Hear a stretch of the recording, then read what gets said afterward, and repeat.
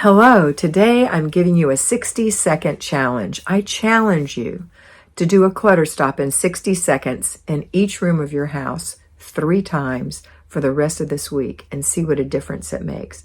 60 seconds, set your timer, get all the little mess makers with you and get to work. So go for the living room, get a laundry basket before you start your timer, pick up everything that doesn't belong in that living room, stick it in the basket.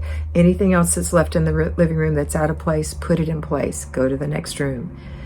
Start your timer. Anything in the basket that belongs in that room, take it out and put it away. Anything that doesn't belong in that room, stick it in the basket.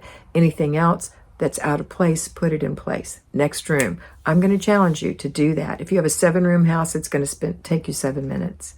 If you have 3 rooms, it'll take you 3 rooms. However many rooms you decide need to be decluttered during your clutter stops, that's what you're going to do. And I want you to also make it a great day.